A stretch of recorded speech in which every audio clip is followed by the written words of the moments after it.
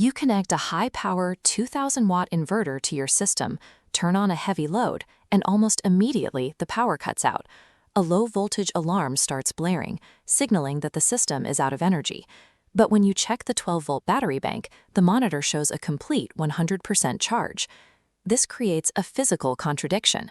Why does a piece of hardware designed to deliver 2,000 watts shut down when there is plenty of stored energy sitting right next to it? The marketing promise on the inverter's casing often ignores the strict physical reality of how electricity moves through a wire. System performance depends on the volume of energy moving through the circuit at a single moment. If the delivery mechanism is constrained, the total amount of stored energy becomes irrelevant. The standard reaction to this failure is assuming the system simply needs a larger battery bank. People buy more batteries, wire them up, and experience the exact same shutdown. This happens because of a confusion between overall capacity, measured in amp hours, and instantaneous current delivery, measured in amps. Wiring a massive 12-volt battery bank to your inverter is like building a deeper reservoir of water. It holds more total volume, but it does absolutely nothing to widen the pipe delivering that water to its destination. Wattage ratings alone do not dictate whether a system will successfully operate. The absolute limiting factor in off-grid power is current. To understand why these systems fail under heavy load, we have to look past the product labels and apply a strict mathematical analysis to the electrical transmission. Diagnosing an inverter shutdown requires tracing the actual physics of current flow, rather than just shopping for more amp hours. This fundamental power equation dictates all electrical relationships. Power equals voltage multiplied by current. Or, rearranged to solve for current, I equals P divided by V. As the V variable shrinks, this reveals an ironclad mathematical rule. To output a fixed power, lowering the voltage strictly requires a proportional increase in current. Let's apply this to a standard system.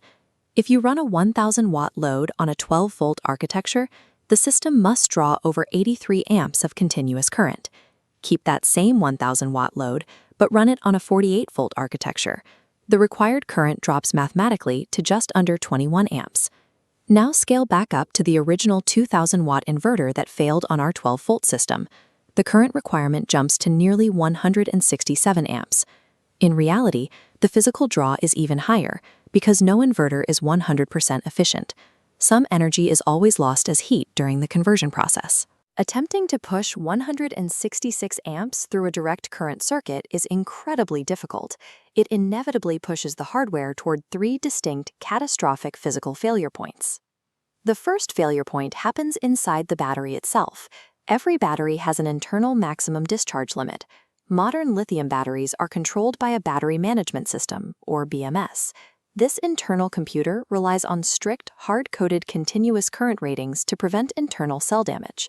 As this schematic shows, a demand of 166 amps easily exceeds the threshold of standard BMS units. When that massive current wave hits the gateway, the BMS instantly severs the connection to protect the hardware. Lead-acid batteries face similar structural stress under these identical high-current loads. The current forces its way through, causing extreme voltage sag and permanent capacity loss due to sulfation and internal heat. When the inverter goes dark and the battery resets, the hardware is behaving exactly as intended.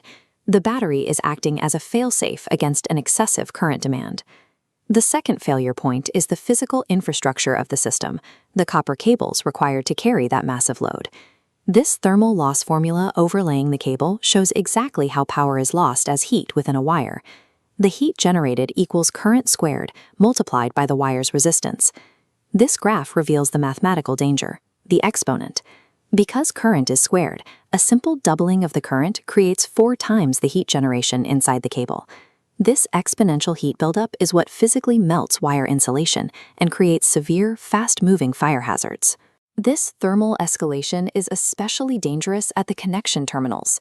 Slightly loose hardware carrying hundreds of amps will violently arc, becoming a point of ignition. To safely manage these high thermal loads, low-voltage systems are forced to rely on extremely thick, expensive copper cabling. That inherent cable resistance brings us directly back to the original mystery: why the inverter registers a dead battery while the monitor shows a full charge. We can trace this physically with the linear voltage drop equation shown here. The voltage lost along a wire equals the current multiplied by the resistance. At 166 amps, even a short run of heavy wire has enough resistance to cause a severe discrepancy.